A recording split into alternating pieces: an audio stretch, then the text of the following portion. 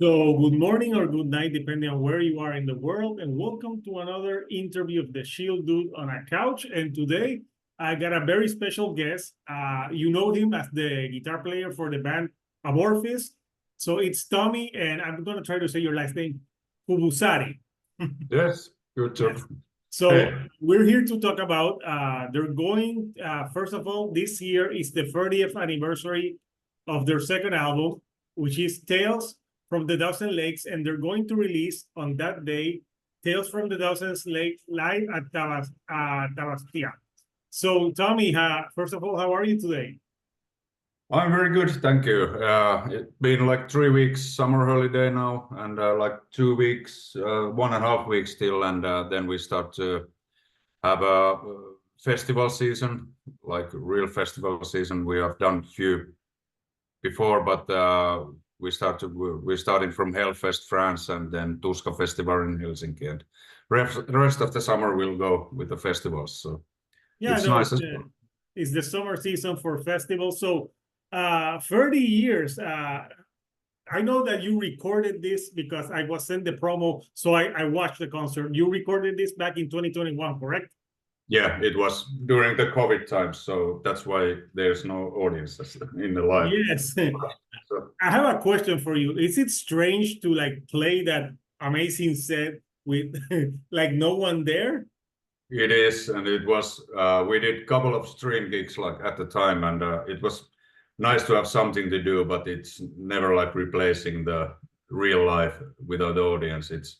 And if there's like one guy between the songs like this, it's even more stupid. But it was good to have something to do. And at the time when we had to cancel like 100 gigs and at least at the time. So yeah, it's not the same live without the audience, but it's still the live playing, and yeah. Yeah. So when you guys were nearing like the 30th anniversary of this landmark album, did you always have in mind that you wanted to do like a live recording, or how did the idea come about? I think we were supposed to have like 30th anniversary Amorphis tour when at the COVID times, which was cancelled. So I think record company had this idea back then that let's at least record something like this, like even without audience. So I think it was their idea, but it was good. We didn't actually knew at the time that it's gonna be out like now when it's the anniversary of Tales. We just thought they were gonna put it out like straight away or something, but doesn't matter really. It's good, and it would be fun to do the like tour or some gigs with the same concept, but now we're already booked like normal shows to the end of the year, and we're going to studio in the end of the year, so we don't have time to do that. So at least we have something to offer to our fans like this. So, and I think it's better to have it like this way, like playing it live, than going to studio and make like new versions of the songs, because you never catch. Thank you for that. Yeah. Because that's a trend right now. A lot of bands are like going and like reimagining. Like you don't need to reimagine something that was good. So I think going the live route is awesome. And I saw the performance. It's great performance. I like how the camera, you see like the trees and you know the winter, the harshness of the land. So yeah, it's a great performance. And you know, this album, when I was hearing the performance and everything, these songs, even though they're 30 years old, they sound like so fresh. Like they you know, sometimes when you listen to something and it sounds dated, so this music doesn't sound dated. So that's a great achievement right there. So how did you felt like playing the album front to back in the order sequence? Well, first of all, it's always like normal life, so it's always a little bit strange to play if you play whole album like in original order. It's strange because normally you build live set differently than album order, I mean.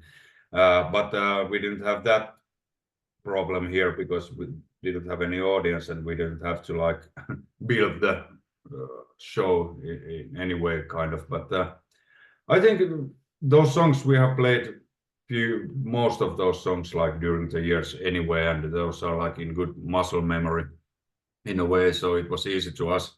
And yeah, and I think it was, we took a lot of influences like from 70s like stuff and progressive stuff, rock stuff, and already like 30 years ago, so that's why maybe those songs are not like sounding like it's like outdated in a way, like it's quite basic elements on it, and so like melodies and stuff like that. But it was fun, and it's still fun to play those songs. So. Yeah, and back when you released that, you were doing all the lead vocals in the 90s for that album, right? Yes, I did. So did it feel better that you didn't have to do all the lead vocals now with the other Tomi? Oh yeah, because my throat is having enough for that. I don't. It was fun at the time, but like on tour, I couldn't talk. I could do the crawlings on live shows, but I couldn't talk at all because I didn't have any technique. It was just killing my throat, and always thinking myself like more like guitar player anyway. And it was just like accidentally when I ended up to be a vocalist, because I was the only one who could crawl from the band. So yeah, and Tomi is doing it well. He's having a more energetic crawling style than I did. So I think it fits to those songs as well. Very good. Yeah, no, it sounds amazing. So that's the other thing, that you have Tomi doing the vocals, because in the original you were doing all the vocals. But yeah, no, they sound amazing. Everything, yeah, sounds super cool. But it's funny, but at the end of the concert, you guys bowed, and I'm like, who are they bowing to? You were bowing to the crew. Oh yeah. I can't remember. Yeah, we were pretending something. I don't know. Yeah. Well, it's something we do every live show, so it's. No, yeah, I know. I remember I used to live in Florida in 2018, and I saw you guys on it was a concert that was Omnium Gatherum, Moonspell, Amorphis, and Dark Tranquillity. Oh yeah. And you're touring again with Dark Tranquillity, and yeah, it's fun. Usually you guys tour the States in September, in October. Yeah, because that time that you did that tour was at that time. Is that a better time to tour? I don't know.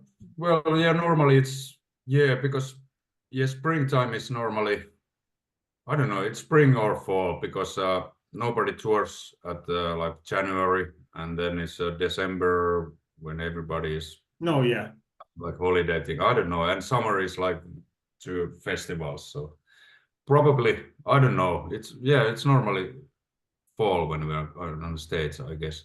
But yeah, it will be fun to tour with Dark Tranquillity again, because they are good friends of ours, and we've done some tours in Europe as well together. So I think it's a good package. So hopefully, it is. They will have a new album out as well, or not as well, but they will have a new album. They're putting out a new album. You guys, so after this tour, you told me you are going to be recording the follow-up to, I think the last album was Halo in 2022, correct? Yeah, we're going to studio straight after the US tour. So, and we'll be recording like few months.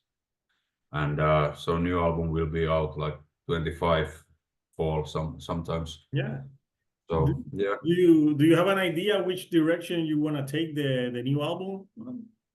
I think everybody has just made some songs, but we haven't shared it yet with other guys. So I haven't heard what other guys are doing. Just heard what I've been doing. But okay, you know what you're doing. End up to the album, but we will see. We will have a new producer. We've done 3 past albums with Jens Bogren, and now we have a new direction in a way. So we will see if there's some new winds coming with that. Yeah, and the band, the last few albums, have had Under the Red Cloud. You know, it's just amazing. You have like there's some bands late in their career that, you know, some bands have a dip, but not Amorphis. You guys had like some of like very awesome albums right now, almost 30 years into the career. So going back to, you know, this landmark album, you know, Tales from a Thousand Lakes for you now, 30 years later, uh, have your like thoughts on the like what, like how do you view the album 30 years later, especially what it did to you guys as a band?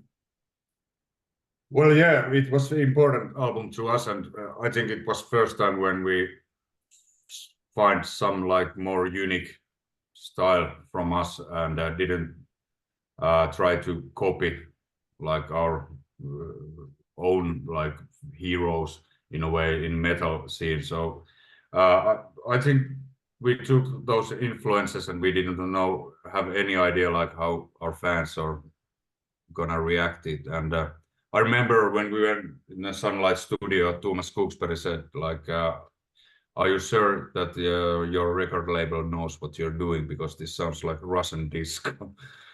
So so we were like, okay, nice. So so it was kind of risk, but we were thinking that to be honest to ourselves is like doing whatever we feel like it's good, and we will see what's happening. And it was very like, to us it was like the breakthrough album in a way. So but of course at those times it was so much different to make like songs. It was more like working in rehearsing place and having like ideas together. Nowadays it's more like everybody have a home studios, and we are Yeah. bringing like more like ready songs to the table. And so it was different times, of course. No, totally different time. So will you plan on doing like a live recording of other albums like 90 Elegy? Would you do that one as well as a live performance to commemorate? Like, what are your thoughts going forward doing this type of things, or do you think you'll do it with this album and leave it at that as like a special occasion?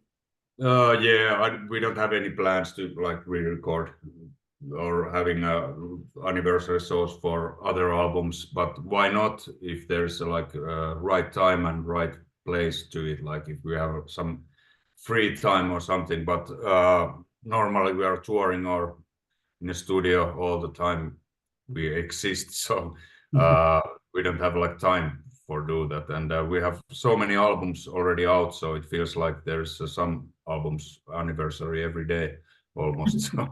So Yes, but you do. I don't know. Yeah, would be fun. Would be fun to play. Well, last time we had some. Was it when Amorphis 20 years anniversary gigs? We had like all the past members involved, and we did some like gigs, and then we played a lot of like elegy songs. And why not? Would be possible, but I don't know if we have time for that. No, you do have a lot of albums and past members. So yeah, I'm thinking it would be hard at this time, but yeah, I remember I saw you on the Queen of Time tour, and you know, I got to listen to the band. My first introduction to the band was Skyforger in 2009. That's when I first heard of Amorphis. Before that, I casually, I think I listened, but that's the album that got me, and then I went and listened to your Yeah, previous stuff. But when I'm like, wow, they have all these albums. They've been around the 90s. Uh, yeah. so yeah, it's being a long career. How would you say, like 30 years into your career, like what has changed so much for you, like 30 years down the road? Obviously, the music is consumed differently now, but for you, like that you've seen all the changes because you started when people bought CDs and you then the streaming. How has that changed being for you, Tomi, to witness in the music career 30 years? Well, of course, the streaming thing versus album, like of course that has been changed, and also of course internet. changed it. When we started, it was like tape trading and like fanciness, fan signs and things like this. So, and for our band, of course, nowadays it's more professional. We have a very professional crew with us. So it's, I think every show is, I can't remember when we like failed the show or something, like in 90s maybe, getting too drunk or something, you know, what happens when you're 20 and first time on tour. But it's different. It's of course we have certain routines as well, like going to studio, then touring, going to studio, touring. So of course it's like things are more like it's like not that much surprises to us. I mean, in a good and in a bad way, but yeah, well, the music industry is totally changed. You have to tour much more maybe than like bands on 80s or something, when the record sales were good, then you got like decent money for living. But now if you want to live with the music, you have to tour all the time, and so it also means that there's a lot of bands touring at the same time as well. So I don't know if there's enough audience for every band. Yeah, and money yeah. and the competition also, like you have to choose who you want to see. Yeah, of course, yeah. Especially after the COVID, when it was like all the tours were postponed, and then it started to happen like. Yeah, but I think you guys teaming up with Dark Tranquillity, I think that's the way to go. Because you got two great bands touring together. Who doesn't want to see that? And I've seen both of your bands live, and it's an amazing show. So for you, Tomi, like, do you prefer being on the road, or do you prefer the process of recording albums?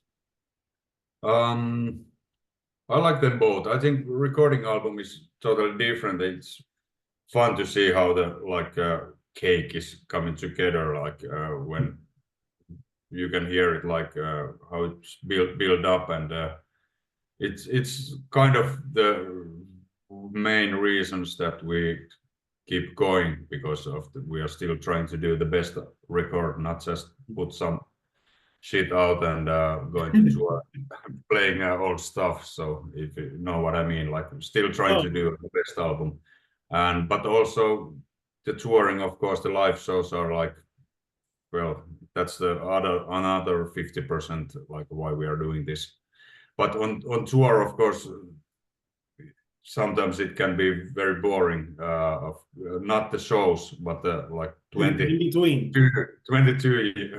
hours of the day can be like what to do. You're like in brain dead mode, some kind of. But there is you just have to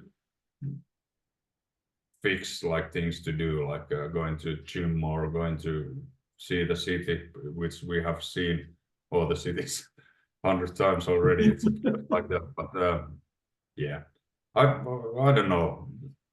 Do you have a favorite city that you like to go when on tour and visit, and you never get like bored of that city? We never played in Africa. Oh, well, yeah, that's a big continent. I don't know. It's always nice to go like for new places, and places we haven't played that much. Like now we did Latin America. You haven't played Puerto Rico. We haven't. Yeah, that's true. You wouldn't be bored here because there's nice beaches, good food. Maybe when it's time to play the show, you'll be like, "Oh, you're so full of food." Oh, yeah. You'll have to like, yeah, you'll have to see how you play. So, so yeah, something that I really like going back to Tales and watching the performance is how much of that second album really influenced all the sound of Amorphis, because I'm like, wow, this sounds like, because now you've added progressive elements, folk elements. So really that album was like the pillar of what made the Amorphis of today, at least in my opinion. Yeah, I think so too, because yeah, we found like own thing, and I think those same kind of elements are still in our music, and a little bit like progressed or having searching and going wider dimensions, but we still have those like strong melodies and folkish style of elements, and not like that much like I think the melodies are more important than like fast playing or something like this, like or mathematic kind of songs like modern metal today is sometimes so like it's very like compressed stuff, and we wanted to have it like a little bit like more dynamic still and more organic, and that's like what it feels important to us. So no, yeah, that truly is the sound of Amorphis. So you're releasing the performance on July 12th, which is the anniversary of the album. Where can people buy this? Record stores. I don't know. You go amorphis.net. You can find the information. You'll find it somewhere. Yeah, I'm just playing. Yeah, come see us. They're gonna be playing in North America in September to October with Dark Tranquillity, and I think there's another band. I read the name. I didn't know them, but yeah, you guys are going to be playing. Will you play some songs from this record? I guess so. Few, yeah. We just started to discuss about the set list, and it's like 50-50 situation now. Like how many songs we should add from Tales. But I'm sure there is few songs from this as well on set list. Yeah, I'm sure at this point for you guys with so many albums, how hard is to pick a set list? It's very hard, and if you want to try to change it, it's even more harder because we have 6 opinions and. So that's the only thing we are arguing like so ever, Tomi, like set list. Yeah, it's been great chatting with you. Before I let you go, I know you got more stuff to do today. What would you say to the Amorphis fans? Well, check this out. Hope you like it, and hopefully see you on tours. And yeah, we'll still have some fuel, so we will have a new albums out and a lot of touring, so hope to see you somewhere. So somewhere around the world. Yeah. So again, Tomi, I want to thank you for joining me here today to talk about this landmark album and all the plans for Amorphis. So people, the album, the live July 12th, you can stream it. The performance, I saw it. It's very amazing. So hopefully you see it in a few weeks. So until next time, people. This is Hector, the Shield Dude on a couch, and I'll see you all right here on the couch. Thank you and goodbye.